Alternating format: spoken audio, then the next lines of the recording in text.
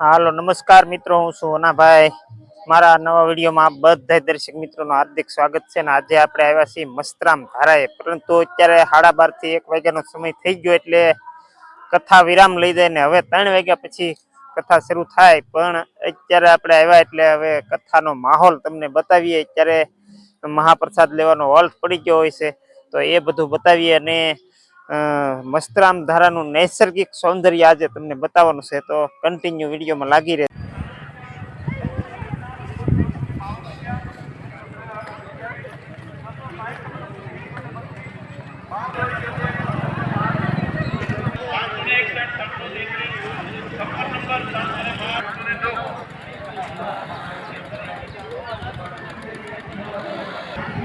હાલો ભાઈ, રામકથા અત્યારે વિરામ થઈ ગયો બપોરનો, અને જમણવાર ચાલુ છે એનું.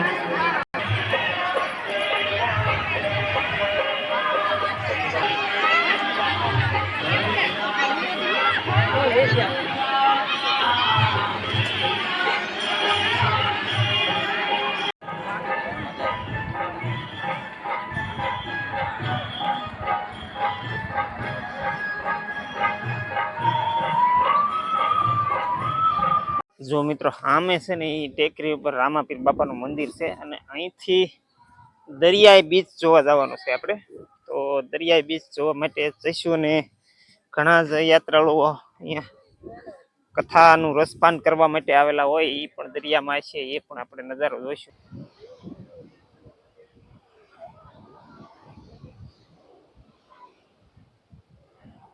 જો મિત્રો, આવું કંઈક દરિયાનું સૌંદર્ય છે. અને જે માણસો દરિયામાં આવ્યા નથી અને સમુદ્ર કાંઠે છે હોય એવું લાગે છે.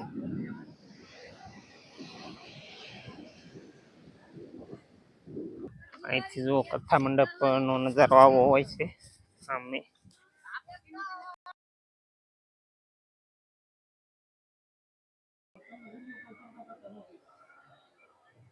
જો આ કથા મંડપ ને મસ્તરામ બાપાનું નૈસર્ગિક સૌંદર્ય રામાપીરના મંદિરે, આ બાજુ દરિયા કિનારાનું સૌંદર્ય છે મિત્રો.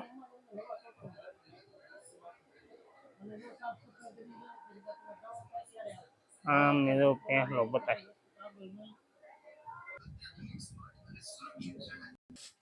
જો અમારે કાળુભાઈ હાલે આવે છે, એ પણ કથામાં આવેલા લાગે. વિડિયો કેસેટ કરો કા કેમ છે? સારું સારું મજા આવી. ખબર ના આવેલા આનંદ આવ્યો બહુ, ને હું મોડો આવ્યો શરૂ થઈને પછી. સમજ્યા તમે? હા હાલો નજારો જોઈએ. હમણાં આવ્યો છું.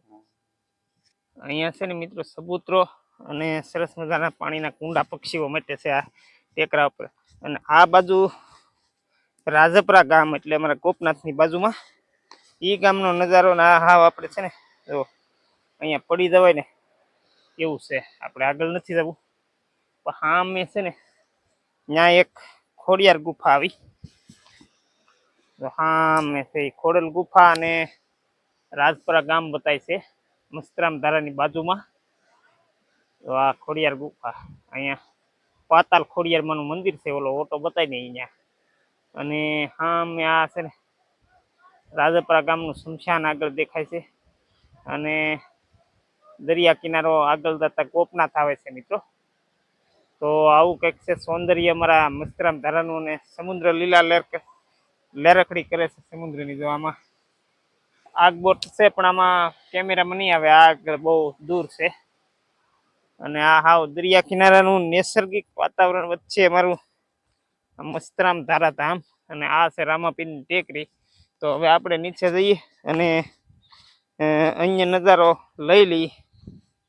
જો આ કથા મંડપ છે, અને અત્યારે મિત્રો બપોરનો હોલ્ટ પડી ગયો. હવે 3 વાગ્યા પછી કથા શરૂ થાય, ત્યાં સુધી લોકોને પ્રસાદ જમવા માટે જવાનું.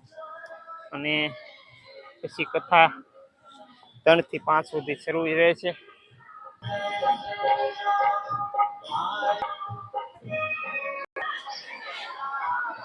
જો મિત્રો, અત્યારે આ બધા માણસો પ્રસાદ લેવા માટે લીમડાઓના સાઈડે બેઠા છે. અને બાજુમાં મહાપ્રસાદ વિતરણ ચાલુ છે. ખૂબ ગીરતી થઈ ગઈ છે. આજે ફૂલ માહોલ સપ્તાહનો રહેલો છે. કેટલું બધું માણસો છે.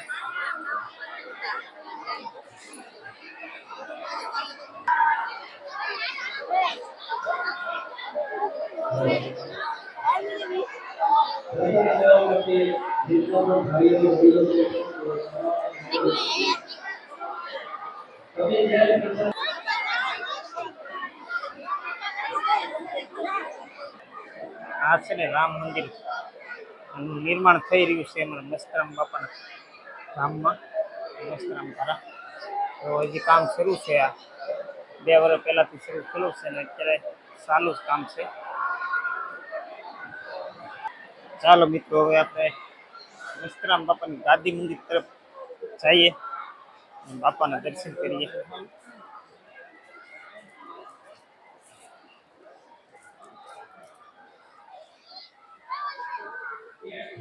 જો અહીંયા બાપુની સમાધિ.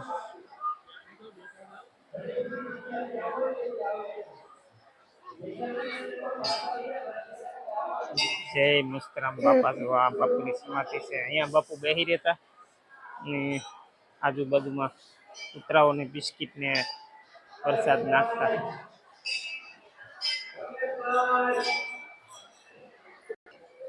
આ ગોરડિયા પંચમુખી હનુમાનજી મહારાજનું મંદિર છે.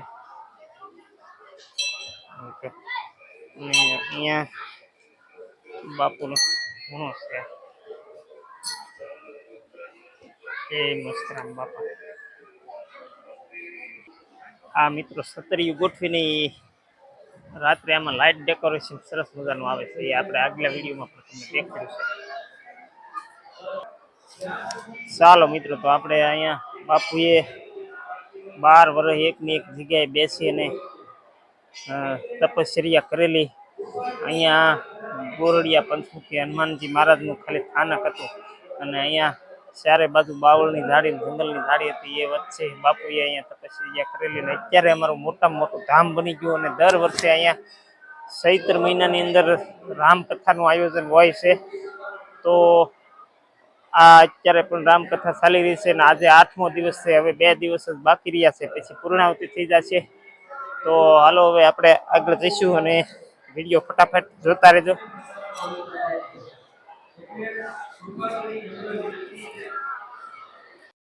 તમારે પ્રસાદ લેવાય ગયો એટલે તમારા બાજુવાળા સગા સંબંધી જે કંઈ પણ હોય કોઈની રાહે ન ઊભા રહેતા, સીધાથી જોવા માટે જજો. કારણ કે તમે જોવો છો તમારી નજર સામે તમે